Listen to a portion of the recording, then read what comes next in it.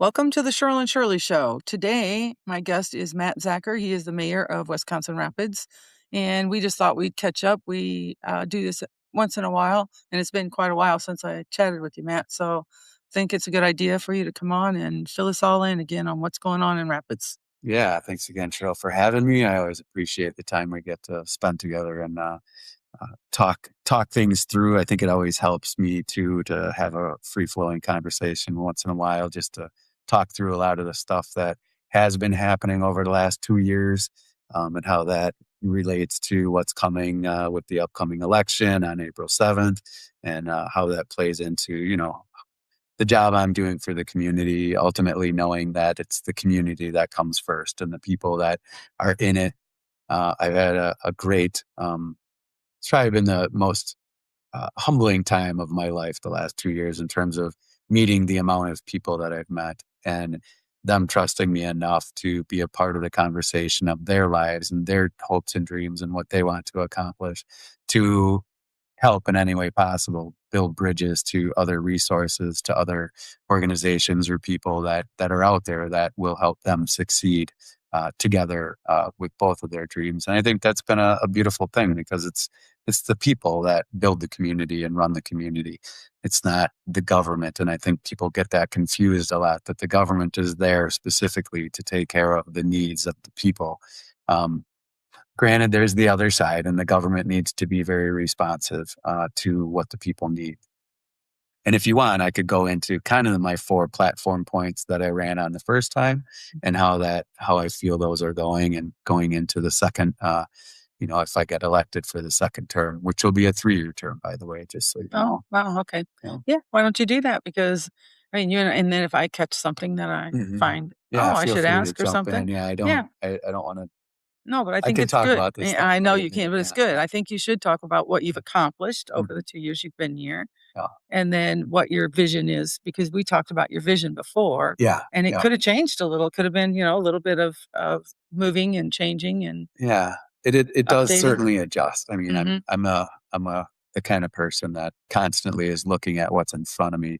You go through one door and there's 4 more doors in front of you, Mhm. and you have to choose, and be able to be comfortable enough to go through the doors and that are open to you, and move forward from there. So things are always in a constant state of change and flux, and moving forward. So, but I did know enough the first time around to say these are really the 4 things I wanted to focus on. The first one was communications, and we've spent a lot of time. Emily Kent has helped me out a lot as my executive coordinator. WRCM played a big role. Joe Bachman is there, and Taylor Hale was there for a while. He moved on to other things as he's starting his new family and stuff, but definitely good people to help us create a bigger platform, making sure that, one, the people feel like they have a voice. So we spend a lot of time, and I know people get a little sick of the surveys that go out there, but they're important because it's very hard to communicate any other way besides one-on-one, which I do a lot of, because I think that's the most important. But do a lot of surveys, kind of get an idea what people are looking for, and then we created a mission, vision, values about with that input from the community, businesses, the department heads, the staff in general, to really make sure that we, as the staff, are working towards what the community sees as most important. And really, it doesn't go very far off from, safety, roads, all the things that we need as a community to make sure that we can get our jobs done, and make our dreams come true, and our projects and plans. So I think it's been really good. We have a brand new website, and Emily spent a lot of time making sure that it was being designed from the perspective of the user, not of the agency that's putting Yeah. it together. And that helps. We got a lot more tools in there that allow people to talk more quickly, be more responsive.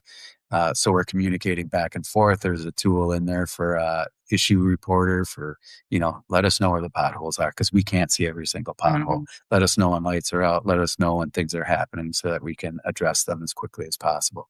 And we get excellent feedback on that.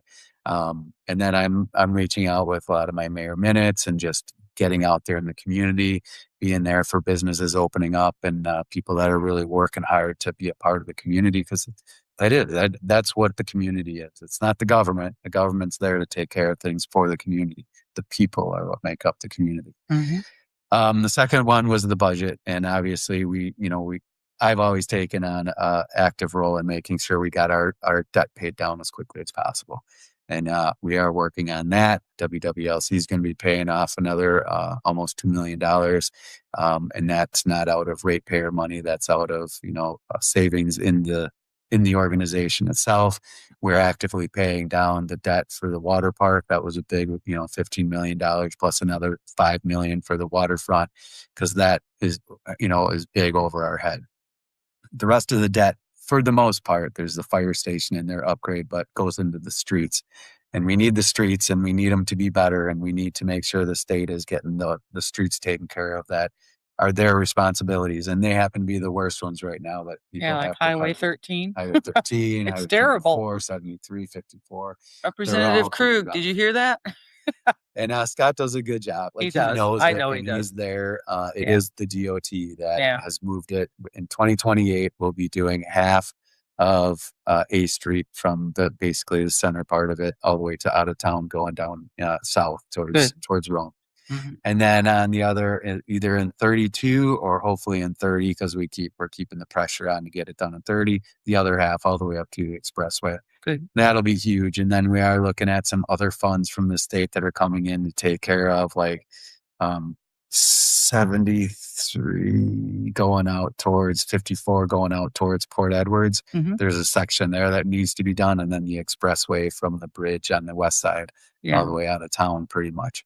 There's some big stuff, but it's huge amounts of money, and it's a huge amount of coordination with the state. And pretty much the biggest probably downfall we have is we have such a great street crew that we get money every year to patch and repair and make it navigable. And they do such a great job that then the state comes in and says, "Oh, it can hold another couple of years," or Yeah. So we fight that battle. The I budget think this winter with all the snow we had, I mean, clouds and stuff, it did take a toll on some of It the takes a roads. toll. It does. Especially when it freezes, and if it froze Yes. throughout the winter and then unfroze would be great. But if it's halfway through and then it unfreezes, and then you're plowing up some of the patches and you're creating havoc again, and then it freezes again, and then you got to wait until it's infrastructure is a mess. it's a tough one to especially those state roads, because they're just so big, the thickness of them and what it takes to put them together. So but the budget we did have an $850,000 shortfall this year, and we had to make some tough decisions. The council did, but to get the department heads, helped come through and cut their budgets down as much as they could. And we whittled down what we could to get it out of the way. But in the end, to cover the last like 400,000, we made some tough calls by not funding a few administrative positions, 3 of them. And then we didn't do a COLA for the non-union people. We still are working on, seeing more clearly where the budget's coming in so that we can get them some more of that money. That they didn't get for the COLA. They did get a step raise, so there was a percentage of increase in there. And we all know it's not keeping up with inflation right now. Nobody's keeping up with inflation. Hopefully it's an anomaly that, will work its way out over the next couple of years, hopefully. But that's at a federal level. That's not necessarily at a local level. The third thing was entrepreneurialism, which I always believe I know is the backbone to the world's economy. And that comes right down to our local, community area. If we don't have small businesses and medium-sized businesses, working every day, we're not going to have an economy. We can't sit around and wait for big businesses to come in and provide all these jobs and provide, all this money that's going to flow through the community, because 1, they're hard to come by. 2, every community in the country is looking to get their hands on those same businesses. 3, you're going to have to give up a whole lot of incentives in order to get them to choose your community over any other community. So it's not a simple fix. So yes, we are working on those, and our door is always open, and we have had some really good prospects, especially some stuff that we'll talk about with the mill property there in those buildings. But even in our local industrial parks and wherever on A Street, like there's a lot of people that are coming in and setting up shop, a lot of small businesses that are taking risks, opening up mini golf courses, restaurants, doing all the things that make our economy go around. So it's impressive. And the people of the community impress me with their ingenuity and their willingness to take risks and work hard and make their dreams come true. And again, that's the backbone. But organizationally speaking, there's some really good things that have happened or that are happening. One, I met with everybody right at the beginning and just said, again, I'm the mayor. So in the community itself, I don't have any power. I just have the ability to communicate, influence, maybe if they're willing to listen to me, build bridges between, organizations or people. And so what you the public school system, WRPS did, they got in touch and we're working, and they always have been working with MSTC, but what they designed right now is an entrepreneurial business program that you can get a associate's degree in business management, entrepreneurialism before you graduate high school and get those college credits with the associate's degree. That's a huge start. And then from there, the MSTC worked with the Chamber of Commerce, and they came up with a program, a 9-week program for people who may already, are already out of high school. And that 9-week program focuses on business plan development and getting all those pieces in place and teaching them other parts of it.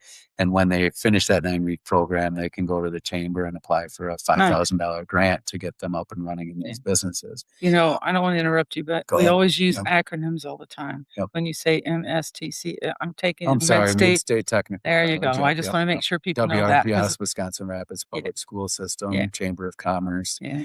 Because a lot of people don't know that. No, I appreciate that. And I struggled with that when I first started because there's so many, especially at the county level. There really are. Yeah. So it's just good to know that, we're very fortunate to have Mid-State here. Oh, yeah. We really are. They do a great job. Shelly's the president there, and she does a great job. Ron's doing a great job getting started at the school system. Stacy's working at the chamber.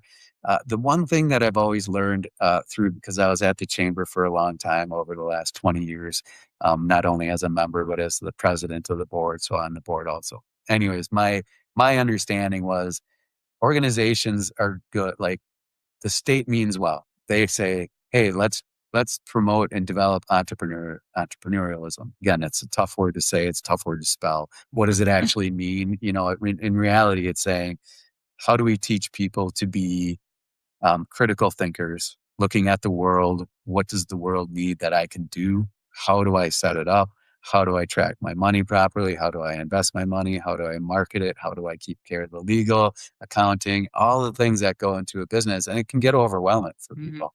And so my question to the institutional side of things, like the government giving money to this, state government giving money to the county government, and then they give money to non-governmental organizations, nonprofit organizations, and they all have a piece in this entrepreneurialism. And, say it's an ecosystem. But the problem always comes back to how do you actually teach people to be entrepreneurs? And none of those programs answer that. It's just, if you think you are one, then you can plug yourself into our program and we can, give you services that way. But back when America was founded, it was like everybody was an entrepreneur. You had to be. That's just the way we were. That's the way the economy was, the world was. We've kind of lost that because then we schooled people to be employees, managing systems, all that kind of stuff. So to go back to the rudimentary basics and taking the risks and understanding how to mitigate the risk as much as possible, it's huge. So we have another program that's starting up in town called Urban Poverty and Economic Development. It's a program through Notre Dame being started up by John Omernick and Beth McKinney. And it's a year-long program, and it's mentoring people who want to understand entrepreneurialism better, mentoring them, setting them up with a mentor who's been in business for multiple years already that can kind of take them and answer questions and kind of show the bigger picture as to how the business is run, and then help them get up and established. Like it's an 80-step program, so it's like like small steps, right? And it takes them all the way through. The beginning part is changing the mindset, from being somebody who just, hate to say it, nothing wrong, but if you live your life by collecting a paycheck and it's gone sooner than it's spent sooner than than you're getting the money every week, that's a problem because you can't get ahead. You're not setting things up the way it need to be in order to save that money and invest in your future or your children's future. So anyways, that's a big part of it. And I think that creating entrepreneurs is where we're going. I know my son and his friends are all starting small businesses. And again, if you're determined to do it, you'll figure it out. But this is a way Right. of developing a community of people that say, "Hey, we're here to help. Yeah. Like we want to see you succeed. We want to see our community succeed, and it needs all these small businesses to take root." So it's very exciting that way. And then the last thing was the mill was to just be a part of the conversation with the mill, and because we are a government, so the only real position we have there is when they're building a building or revamping a building that the Mhm. permits are needed and inspections to make it safe. Outside of that, it's all private entities. So if our ordinances are in place, everybody's happy. We don't really have a part in it, but I talked to everybody involved and they trusted me enough. And I signed, some paperwork to say, you can be a part of the conversation, Matt, or the city trusting you to do that, which then helped me make those connections again and build bridges between say, again, they're doing this on their own. So I'm not saying it's all happening because of me, but the Right. fact that they let me be a part of it was important. And it helped us be a part of the conversation to help build the bridges when we could. Um, so Relationships are really it is, it important. really Like, is. And yeah, it's again, about that. you Yeah. can't run around the community. This is just part of me as a person, but I guess I'm a politician too at the same time because I jumped in the arena. Eek. Yeah, I'm in it, Yeah, but you are. I try to maintain like who I am as a person. Like if I'm trying to be somebody else, I'm going to be a really bad like politician, and Yeah. I'm going to be a really bad like human being. I think if I'm Mhm. not just who I am. So in the end, I'm very open. I'm just running the city the way I can do it best as a human being, and that is building bridges. Mhm. Whether it's through business, whether it's through social work, and all the different things that I've been through in my life, it's brought me to this point, Yeah. and I feel like it's working really, really well. You can't always. It's not big splashy stuff. I don't want to jump in the news every day and say, look at what I'm doing. Yeah. Look at Yeah. me. Look at me." But Oh, there's you don't always wanna be a stuff social going on. media influencer? Huh? Well, Huh? I know you maybe do your Mayor after Minute, yeah. yeah. When does that come out? Does it come out on Mondays? Fridays. I try to Fridays, put it okay. out. This I is can't what we remember did what this day, yeah. week. Don't always get it out there, but it Yeah, is definitely helpful. And sure. again, I try to keep it short and say this is what's going on. Not Mhm. again, it's a little tricky. Like maybe I should look at pumping myself up, but I'd rather pump the community up Sure, because if they get engaged and energized, that's what's going to be the most successful for me. And absolutely. again, a lot of what I'm doing right now won't, if I'm doing it well, won't be seen until I'm long gone out of the seat or even Yeah. out of That's what I out of think the about earth. too. Sometimes, there's strategic plans and stuff Mhm. that go into effect, but you may not see it because it's gonna be 5 years or 10 Yeah, years down the road or whatever. So then tell us what your plan is going forward. I mean, are yeah. you So I you know mean, again, I'm following the same guideline of those four good. things because the mill. Just to finish up on that, the mill has to continue to evolve, and Mhm, they did a great job getting the base mill, which is that front big building, sold to Sunoco. So mm, they have mhm. 165-ish employees, and they're building machines and products and employees. The converting mill was sold to Billerud, and they are doing all their converting from the Upper Peninsula, bringing those rolls down here and converting it down Awesome. here. They have about 155 employees now. Mhm, They're going to invest in their business there because they're not going to build a new converting mill. mhm. Hopefully, that's what they're saying, that's just not cost effective. So this one is their future building. The craft mill never was going to be fired up again. I always respect the community, the people that put their blood, sweat, and tears into building that, Mhm. and understand that it's important to the past, the present, and the future.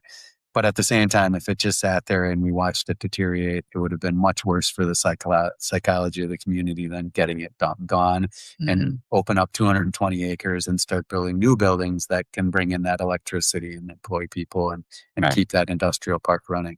Mhm. The big outlier here is the massive 16 building, which is 1 block wide, 7 blocks long. It's just huge. Yeah. It's the floors are very, I want to say 40, 30 to 40 feet, big gaping holes in the floors from where the Mhm. machine parts went through and Sure. then get stuff up and down. So it's not just a turnkey building for an industrial company. And this thing's been being marketed as we speak throughout the entire world. Wow. So people are coming in from all over the world to kick the tires on this building and the outlying area and the power, and certainly we want manufacturing to come in, and Sure. especially if they can do it. And we were close a few times, and then things changed on the federal level Yeah. that changed the incentives. Right. And so that played a part in it. But it got to stay hopeful. There's Yeah. still more people looking at it. I'm always Good. amazed when people come in and they're like, "Oh, I wish we would have saw this a year ago or whatever." Oh, So yeah. again, it's not something that And how do we yeah, I mean, like, if something comes in like that, do we have the, infrastructure for them? Like, we do. We have. I don't know the exact numbers on it, and I don't think I'll get in trouble for using rounded numbers, Yeah. but for the most part, Quebco runs the electricity. Mhm. They were built by Consolidated. It's Consolidated Water and Power. So instead of buying their electricity, they built their own electric company, which now owns all 5 dams from Dubé all the way down to Oh, Wisconsin okay. Rapids, and that generates about 30 megawatts of power on average. But they're utilizing right now somewhere in the ballpark of 50 megawatts of power to run the machines in Wisconsin Sure. Rapids, Buren, and Stevens Point. Okay. Um, and then they have capacity for something like 60 to 70 more megawatts, Mm. meaning they have the distribution system in place that can hold that kind of Nice. power to bring it to people without much cost. Anything above that, now we have to start talking about getting it from the generation facility to transmit it through the transmission lines, which is 2 separate companies, to get it to our Oh. distribution system, Gotcha. to get it to there, and that's gonna cost a Yeah. lot of money. So when Right. we're talking about the the controversial database companies, which we've had many come through, Mhm. they want a lot of power and they want it right now. Yeah. Right. And we hesitate, and again, we don't have control over it, but the hesitation would be if somebody comes in and takes up all 60 or 70 megawatts that's Yeah. left over, then we have no room for manufacturing and we lose out on a possibility of a lot of towns. But Right. one, it's not government to decide that. Yeah. Unless you try to get in the way and block it, which then government intrusion in the public sector becomes an issue Mm. too. Um, but if that happens, it should be on the front end, not on the back end. Just Yeah. saying. So it'll all play out, Yeah. kind of the way it Yeah. plays out. My point is, I appreciate getting to know the people that are involved, them trusting me enough to allow us as a government entity, or me as the representative of a government entity, to be part of that conversation to the degree good. that they have. And good things are going to come. Good. Again, lots of power, lots of land, and we'll kind of see how things play out there. Good. So that's good. But as far as how things continue to evolve, it's going to be communication. My biggest one that I love the most is going out and talking to people, saying thank you for your hard work, your Mhm. investment in our community and where things are going, connecting people to each other, being excited about things that are on the horizon. The budget's always going to be a priority, Yep, sure. obviously. I mean, it should be, because that's our job, is to make sure the money matches up. Again, we're not overkill. We're taking care of services right now. Like, if we start talking about cutting budgets and, whittling things down, we're really talking about cutting services at this Mhm. point. Of course, there's philosophical discussions that you can have on, economic development, community development, like, is it working? Isn't it working? What, is Yeah, that sure. and all that kind of stuff. But when it comes to police, fire, EMS, streets, like, Mhm. those are pretty much given. Like, you got to do this to get that. We have Yeah. to do this in order to Right. have a safe, navigable Mhm. community. So, You and talked a little bit about EMS, as a matter of Mhm. fact, and, Yeah, I'd love to yeah. talk Why don't you about yeah, that. why don't you Just saying too, with entrepreneurialism in the mill, those will always be at the Oh, forefront sure. because I see the benefits of them. And in the I do next too. 3 years, if I get elected, will be even more hardcore on those Mhm. issues Good. and making sure that those things happen. And I can see that, it's the first 2 years is big before I get to the EMS. The first 2 years is really big in terms of getting to know the people and building the trust, Yeah, relationships and relationships, yeah, sure. because I mean, it was a 2-year term. Thank goodness the council voted to change it to a 3-year term. They talked about 4, they committed to 3, which is fine. It's certainly more helpful, because if you're every 2 years where, like, you have to run a campaign to Right. keep your job and you're worried Yeah. about your job and all this stuff, it's a really weird position to be in. Mhm. Probably easier for, say, a retired person that kind of has their finances figured out, but I'm young Right. enough that I still have to figure out, like, Right. what that looks like, kids in college, Sure. and all that stuff. Yeah. So it's been interesting. So I appreciate it's 3 years, but I can be a little bit more pleasantly assertive, I guess, is how I always frame it, to get some stuff done that I would like to see done, but wasn't necessarily willing to make the big enough waves, whether that was In a calculated for time fit politics for 2 reason. years. Yeah, sure. And then for the third term, at that point in time, if I'm doing a good job and they want to reelect me as the community, that would be great. But at the same time, after 5 years, I'll know if I'm doing a good job or Sure. not. And if I'm Absolutely. not, I'm fine to go back to the private sector Sure. and do my thing. Sure. So Which we'll is kind of see how what that it should plays out. be. And Yeah, I do. I Yeah. agree with that. Yeah. So with EMS, we're very happy to announce we have contracts with 7 different outlying communities but it's kind of like one contract. The way we termed this was we wanted to develop a cooperative. And how this developed was the call volume keeps rising for the EMS department because one, the baby boom generation is growing, or not growing, but it's getting further into the later years, Sure. Middle. More later health years. problems. Yep. Yeah. And so 911, I'm not saying anyone specific or whatever, but the 911 calls just increase. And a lot of times they're for lift assist, which are important. And if we get a call, we're going to go. We're going to take care of those people. But when private organizations are using EMS services to do lift assist many, many, many times a year, like hundreds and hundreds of times a year, now we're taking on the approach to say, we will train your people. We will work with you. We can work with equipment. We can do this, but we can't just keep calling these services when it's not an emergency service. That, and just, I say for like frequent flyer people who they don't have any other resources. Their kids are gone, or they don't have any kids, or whatever. They're home alone. They need to get to the hospital, and it'd be easier to call the ambulance to get to the hospital than because they don't drive or whatever reason. So all sorts of those things are causing the call volume. Well, on top of that, then 25% of our call volume were these contracted areas that we had taken on. And so then the question was put on the table, do we get rid of the contracted areas and reduce our call volume in order to not have to hire more paramedics to cover that call volume? So we tried looking at, we brought the state in, people from the state talking about it, what other communities are doing. We got a new fire chief, Ben Goudreau, who's very forward thinking and very, he knows how to work with people really well and build the bridges. Granted, his first priority is taking care of the fire EMS department, but at the same time, he sees the bigger picture, and we're able to work well together. So I appreciate that in him.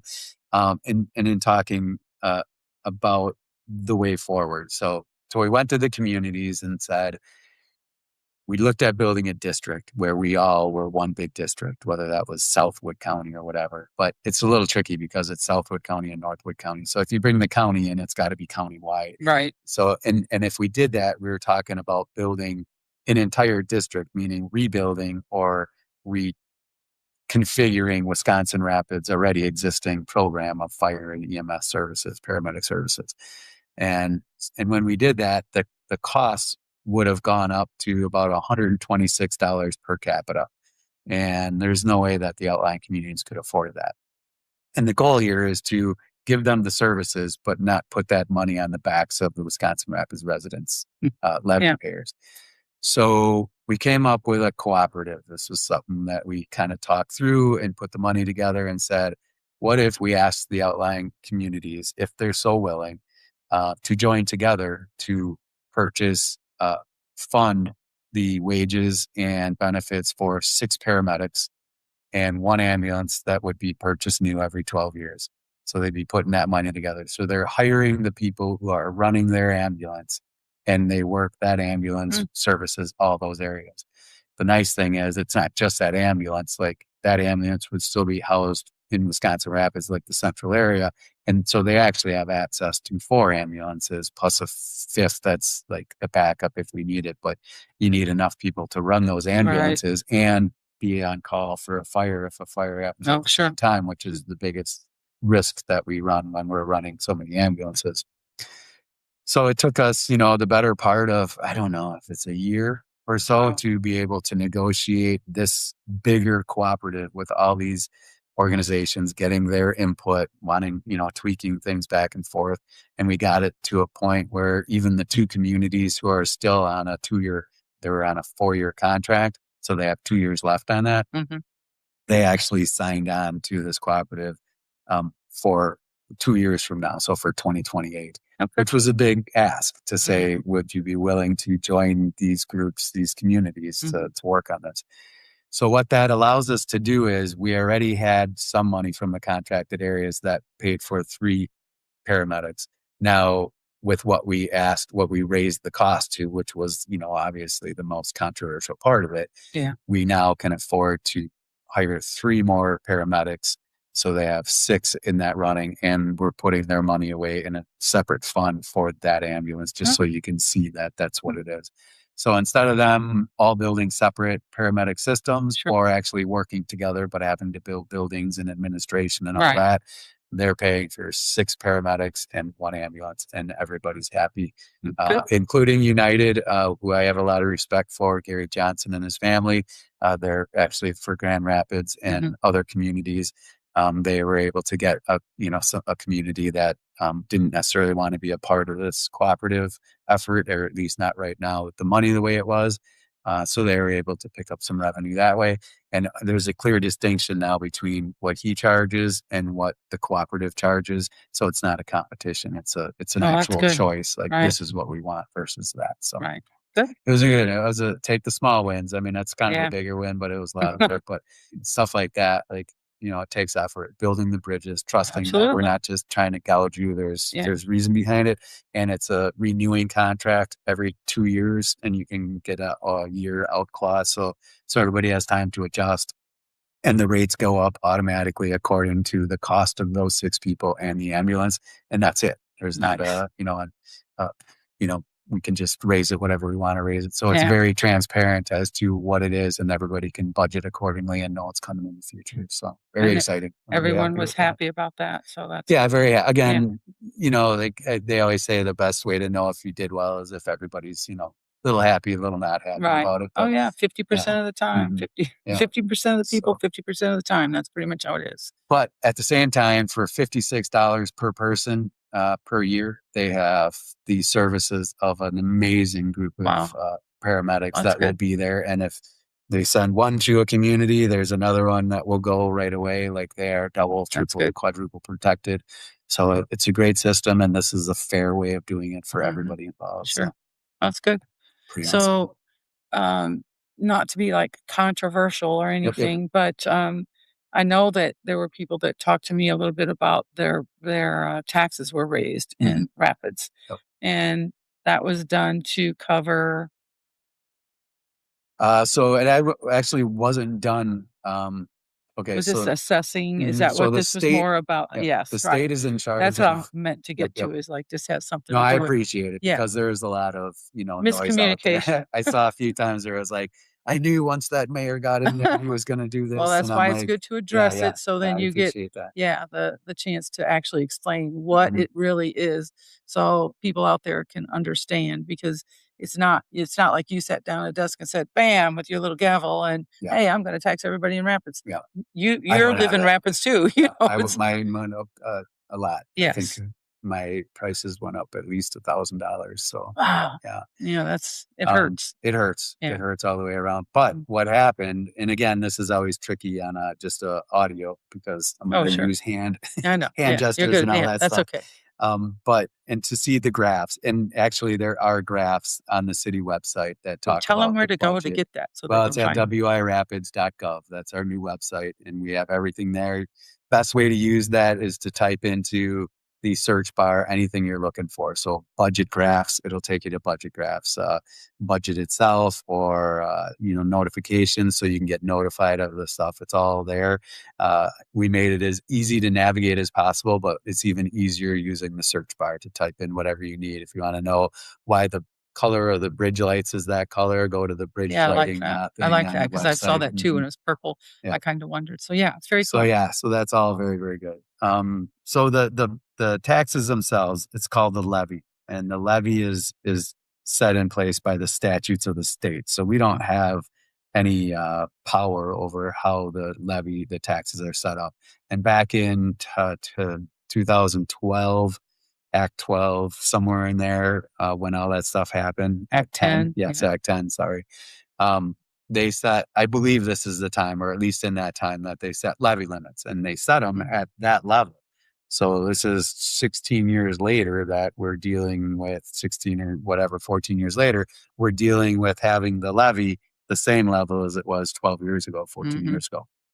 And the only way it can go up is net new construction, which means if we build new properties and we tax them for property taxes, which again is fair, but as we all know, Wisconsin Rapids is not the fastest growing city in Wisconsin or America, and it's always going to be a challenge to do that just because we're not on the expressway system. We're not, so there are challenges that I'm happy to face because we make ourselves destination location, then that's great. And we are building every year. We do have not new construction come in. It may not be a ton every year, but it is. I'm even seeing new houses being built, new like houses being 16th and built, things like that in and the there's some city. great contractors in town that are answering the call to have affordable housing, not low income housing necessarily. It's affordable, trying to keep it at like, $900 rent a month, which I know is crazy compared to 20 years ago when I moved here, but it is what it is. And that's about what they can build the houses for and still make a profit, to rent them out.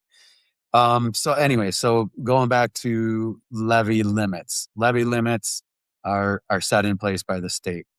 And so let's just take a number, 14 million. Now our budget overall is somewhere in the 40 to $42 million range, but that's from state money that's sent, shared revenue, different grants that come in that we get. So that money is designated specifically for certain things. So that's a little deceiving. What we get from the tax levy from property taxes is roughly $14 million. So that doesn't change except for net new construction. The other weird part about it as a sidebar is you can't raise your levy limit to build new roads, capital improvements, but you can take out debt to build new roads and you can raise your levy in order to pay the payments on the debt. Wow. I have a hard time with that. Yeah. It is the system that we're set up in, basically saying, we will let you do this only if you do it by taking out debt. That's crazy, isn't it? Yeah, it's crazy. So anyways, I am not in control of that or the state. And I tend to, if I don't know why and how it actually works, I try not to go too far in and lay blame or anything like that. But I struggle with that one just because of my personality and my upbringing and my conservative nature, which I think everybody does for the most part. Or if they don't, we should be conservative about that. Even if we are a debtor country, like that's how our economy runs, it's not sustainable. No. You can see that. So anyways, that's a whole different conversation. Levy limits. So what happened over COVID? We saw house prices getting, rocked pretty hard between people losing houses and then corporations buying houses and the demand going up from, people in big states going to smaller states or more rural states and buying up properties and paying absurd prices. And we all saw it. Like, whether people want to admit it or not, their $50,000 house now is easily worth $150,000 to $200,000. Craziness. Same house. Yeah. Craziness. Well, it's going to catch up to us, right? I mean, for investors, for people who are going to take that money, that equity and use it to build a business to make more money, it's great. And I actually, I realize it goes against the principle of, I don't love debt. I don't love debt that is like bad debt. I love debt that makes more money so you can pay off the debt and make a profit, make a living and build new businesses and all that stuff. I got to talk more about that on a different podcast. But so anyways, the house. So when we reassessed 2 years ago, everything, it brought the housing prices in line with where they should be, where the fair market value is established by the state, which again, they kind of know where it is. So the whole assessment process is interesting in and of itself. It's almost like to prove it or to show that this is what the value is kind of thing.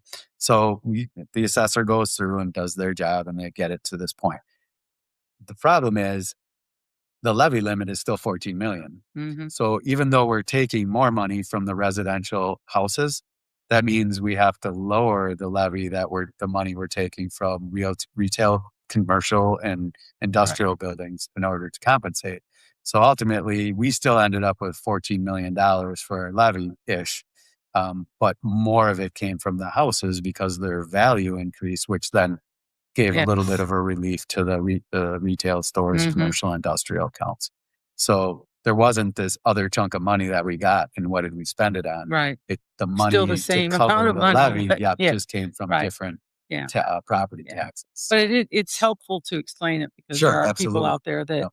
that I'm sure you've been asked many Mhm. times when people are, why do my taxes go Yeah. up? That's usually what people get is, Yeah.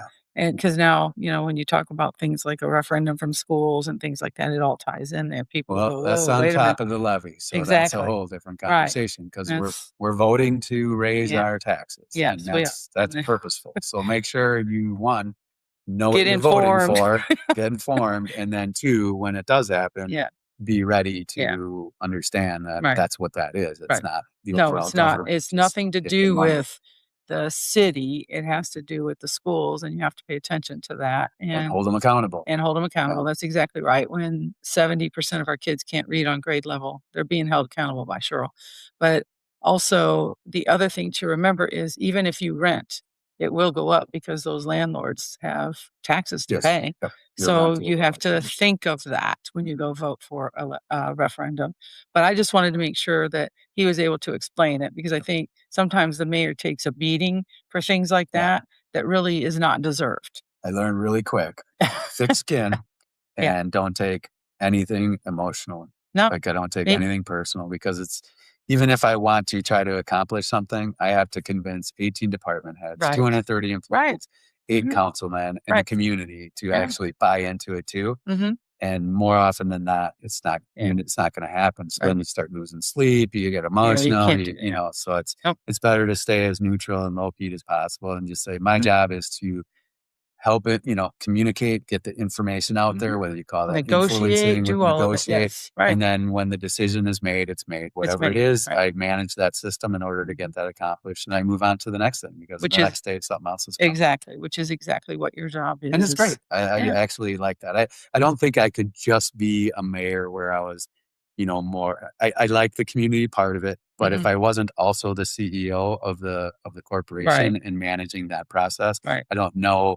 It would be hard to do this job because you know better what you need to communicate back and forth. So Right. I like the Yeah. way it is. It's good. Some people would say otherwise in terms of how to run a city, but I think our size, it works well. Question is, can you always get somebody like me that has the capabilities, the desire? Desire could be, a little bit more arbitrary, but capabilities, the experience, the wherewithal to actually do the job the way it is. That's a bigger question, and Sure. I'm not even necessarily questioning it, but definitely it's something that we as a community should think about because Absolutely. probably the thing that I um, work the hardest on being good at is the administrative side of being that head administrator. Which is And not that's easy to do. it's not easy to No. do, and it takes a certain skill set. Like Yeah. I'm more of a obviously, more relational leadership Yep, than you're I right. am like administrative leadership. And that's where Emily Kent helps me out a ton because she's very much very good at details and That's good. motivated, passionate, which does help in that mix. Well, I can say this. I can say from the very first time that you and I sat down together to now, Mm. total different. Oh yeah, Yeah, you have grown significantly in a good way. I mean, yeah. you're able to explain it now much more thoroughly and better than what you did before, and you're much more self-assured. Yeah. When you first sat in the chair and you and I talked, Mhm. I remember that you were a little bit skittish, not sure, should I say this, should I not? Yeah, But yeah, you are yeah. much more assured now on what you're doing and what you're presenting, which I think is a good thing. I think so. I mean, Confident, you're more 2 years, confident, yeah, and I think yeah, that's good. You've got a couple years under your belt, so you now kind of know the Mhm. job, and you know what you got to juggle, yeah, and you know what you don't have to juggle. You know what yeah, you know what you want, and you also see your plan. So yeah. you see a vision for Rapids, which I think is a good thing because Yeah. we do need somebody that's visionary in that. And so, why don't you tell me a little bit about we'll land the plane on Mhm. you talking about something that's going to be kind of fun and interesting downtown 4th of July. You Oh, said yeah, something yeah, about that, yeah. so I'd like to mention that because I think that's a good thing, and I think people love the 4th of July downtown. I mean, think they do too, and yeah, that's why I always have. Yeah. And I know we went through a hiccup over COVID again because Sure. everybody kind of threw everybody off.